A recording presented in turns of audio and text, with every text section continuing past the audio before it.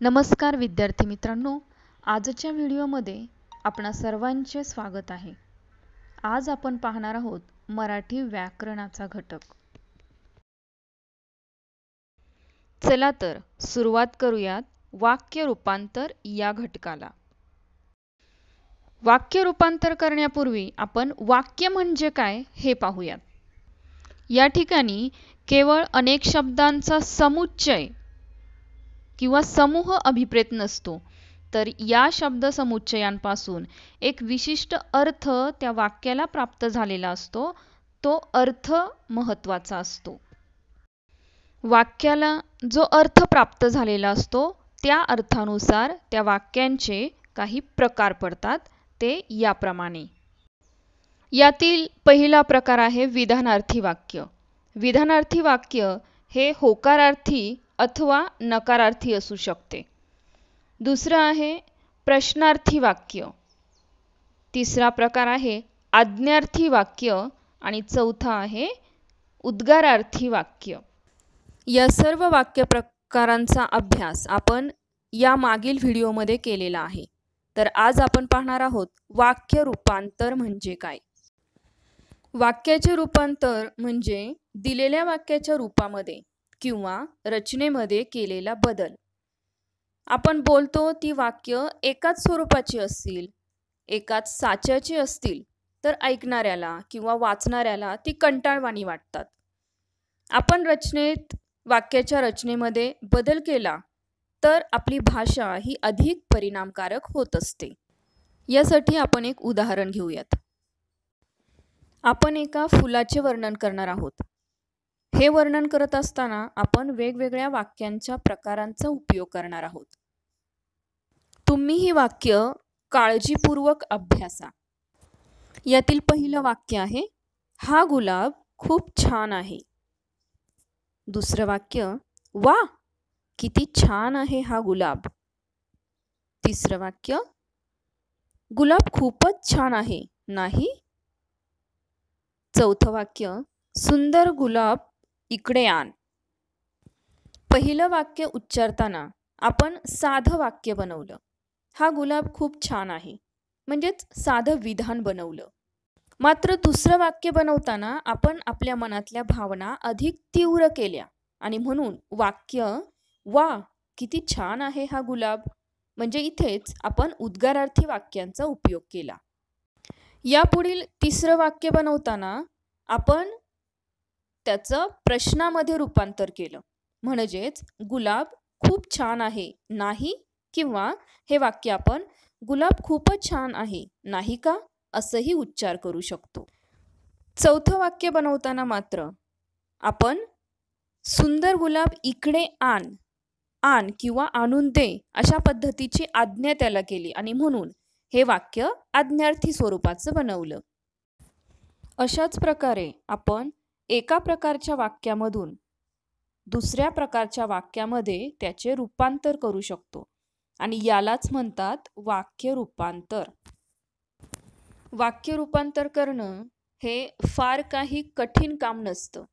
मात्र वाक्य रूपांतर करत असताना एक महत्त्वाची गोष्ट लक्षात ठेवायची असते आणि ती म्हणजे वाक्यांचे रूपांतर करत असताना वाक्याच्या रचनेमध्ये जरी बदल होत असला तरी वाक्याच्या अर्थामध्ये मात्र अजिबात बदल होता कामा नये.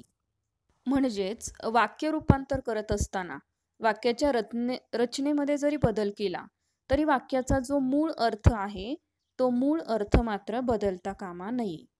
एक उदाहरण पाहूयात. वाक्य आहे वाक्य रूपांतर करणे फार काही कठीण काम नसते. तुम्हाला माहित आहे हे वाक्य कसं आहे, विधानार्थी आहे.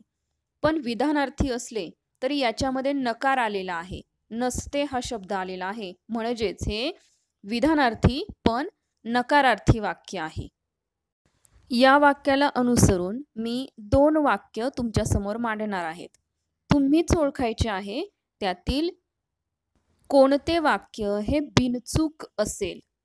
वाक्याचा अर्थ लक्षात यावा यासाठी मी हे वाक्य छोटे करून लिहिलेलं आहे. वाक्य असं आहे वाक्य रूपांतर करणे कठीण काम नसते. वाक्याचा अर्थ नीट समजावून घ्या. वाक्य असं सांगतंय की वाक्य रूपांतर करण्याचं जे काम आहे ते कठीण नाही, म्हणजेच ते सोपे असणार आहे.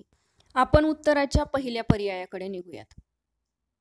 पहिलं आहे, वाक्य रूपांतर करणे सोपे काम नसते.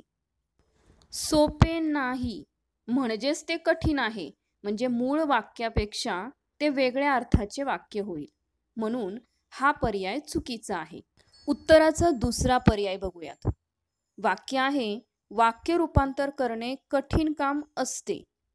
कठीण आहे पण मूळ वाक्य सांगतंय कठीण काम नाही, म्हणजेच वाक्याचा अर्थ बदलतो, म्हणून हा पर्याय चुकीचा ठरतो. आता आपण उत्तराच्या तिसऱ्या पर्यायाकडे वळूयात. वाक्य आहे, वाक्य रूपांतर करणे सोपे काम असते. सोपे काम असते म्हणजेच ते कठीण नसते. यावरून एक लक्षात येतं की मूळ वाक्य आणि हे उत्तरामध्ये दिलेलं तिसरं वाक्य यांच्या अर्थामध्ये बदल झालेला नाही, पण वाक्याचा प्रकार बदललेला आहे. वाक्य नकारार्थी असलेलं होकारार्थी झालेलं आहे. अशा पद्धतीनं तुम्ही विधानार्थी असलेलं वाक्य जे होकारार्थी आहे ते नकारार्थी करू शकता, जे नकारार्थी आहे ते होकारार्थी करू शकता. आणखी काही उदाहरणे पाहूयात. तो उंच आहे, तो सुखी नाही. तो उंच आहे याचाच अर्थ तो बुटका नाही. तो सुखी नाही म्हणजेच तो दुःखी आहे. यावरून एक लक्षात आलेलं असेल की विधानार्थी वाक्य होकारार्थी ते नकारार्थी करत असताना किंवा नकारार्थीचं होकारार्थी करत असताना विरुद्धार्थी शब्दाचा उपयोग आपण करत असतो. अशा पद्धतीनं आपण नकारार्थी वाक्यांचे होकारार्थी वाक्यांमध्ये तर होकारार्थी वाक्यांचे नकारार्थी वाक्यांमध्ये रूपांतर करू शकतो. यापुढे आपण अभ्यासणार आहोत प्रश्नार्थी व विधानार्थी वाक्यांचे परस्पर रूपांतर. आत्ता आपण जो नकारार्थी आणि होकारार्थी वाक्यांचा नियम अभ्यासला त्याचा उपयोग किंवा त्याचं ॲप्लिकेशन तुम्ही या प्रकारच्या वाक्यांचे परस्परांमध्ये रूपांतर करताना करणार आहात. यासाठी एक नियम कायम लक्षात घ्यायचा आहे, तो असा: प्रश्नार्थी वाक्य हे जर होकारार्थी असेल, म्हणजे प्रश्न जर होकारार्थी विचारला असेल, तर त्याचे विधानार्थी रूपांतर करताना ते नकारार्थी असते, नकारार्थी होते. एक उदाहरण पहा. उदाहरण आहे, जगात सर्व सुखी असा कोण आहे? हे एक प्रश्नार्थी वाक्य आहे, पण यात विचारलेला प्रश्न हा होकारार्थी आहे, कारण त्यामध्ये आहे हा शब्द आलेला आहे. आपण आत्ताच नियम अभ्यासला. वाक्य हे होकारार्थी प्रश्न आहे, म्हणून त्याचं विधानार्थी रूपांतर करताना आपल्याला ते नकारार्थी बनवायचं आहे, म्हणजेच वाक्यात नकार येणं अपेक्षित आहे. म्हणूनच नाही शब्द वापरून वाक्य या प्रकारे बनेल: जगात सर्व सुखी असा कोणी नाही. आपण अर्थ लक्षात घेतला तर जगात सर्व सुखी असा कोण आहे? खरं तर जगात सर्व सुखी असा कोणीच नाही, म्हणून विधानार्थी वाक्य बनताना जगात सर्व सुखी कोणीही नाही अशा पद्धतीनं विधानार्थी वाक्य बनतं. आता यापुढील वाक्य बघा. अपमान केला तर कुणास राग येत नाही. हे प्रश्नार्थी वाक्य आहे, परंतु हा प्रश्न नकारार्थी आहे, कारण वाक्यामध्ये नाही आलेलं आहे.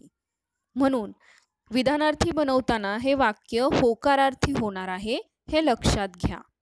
वाक्य होईल: अपमान केला तर प्रत्येकाला राग येतो. आणखी काही उदाहरणे सोडवूयात. पहिलं उदाहरण आहे, यात विशेष ते काय? प्रश्न हा होकारार्थी आहे, म्हणजे विधानार्थी वाक्य हे नकारार्थी होईल, म्हणून यात विशेष काही नाही हे झालं विधानार्थी वाक्य. दुसरे वाक्य, अन्यायाचा प्रतिकार कोण करणार नाही? हा नकारार्थी प्रश्न आहे, म्हणून विधानार्थी रूपांतर हे होकारार्थी होईल. म्हणून वाक्य होईल, अन्यायाचा प्रतिकार प्रत्येक जण करणारच. अशा पद्धतीनं आपण पाहिलं आहे प्रश्नार्थी व विधानार्थी वाक्यांचे परस्परांमध्ये रूपांतरण कसे करावे ते. यानंतर आपण पाहणार आहोत उद्गारवाचक व विधानार्थी वाक्यांचे परस्परांमध्ये रूपांतर. पुढील उदाहरण पहा. केवढी उंच इमारत ही इमारत खूप उंच आहे.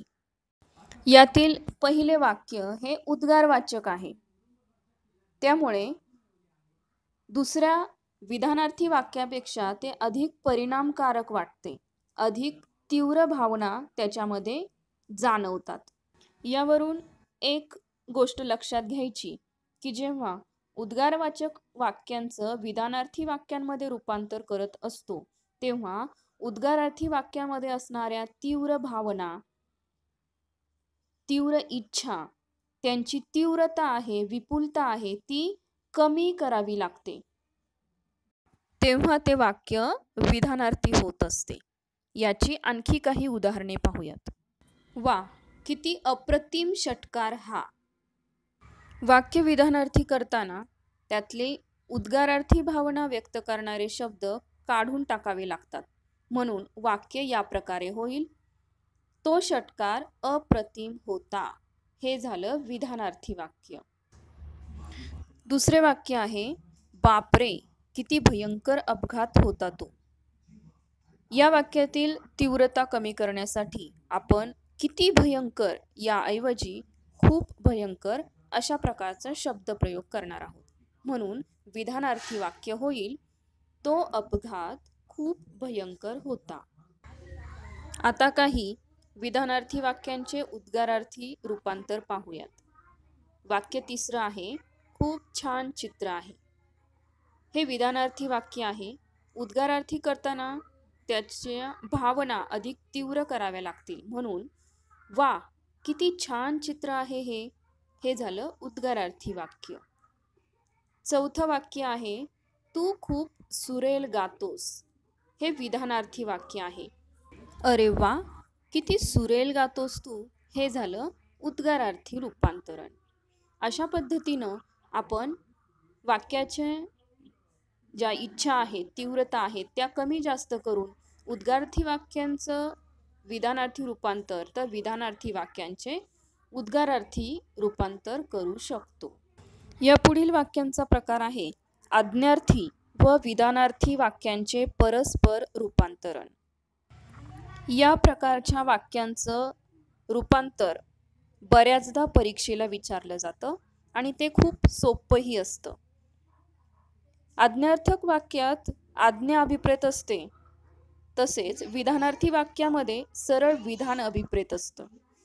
या परस्पर वाक्यांचं वाक्य रूपांतर करत असताना त्यातील भावार्थ लक्षात घ्यावा लागतो. ही काही उदाहरणे पाहूयात.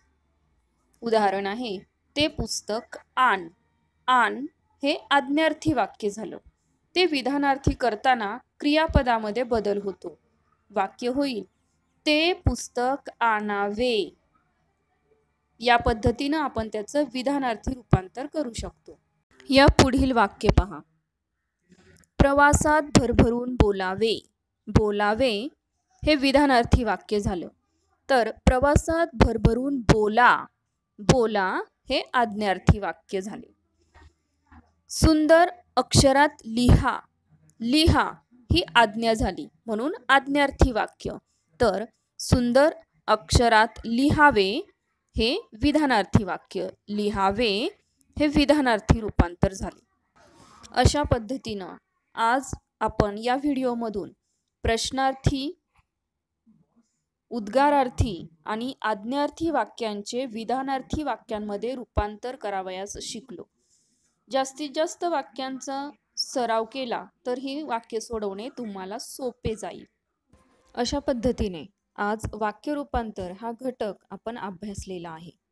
डिस्क्रिप्शनमध्ये दिलेल्या लिंकवर क्लिक करा आणि प्रश्न सोडवून स्वतःचे मूल्यमापन करून घ्या. हो, आणि सबस्क्राईब आणि लाईक करायला विसरू नका. धन्यवाद.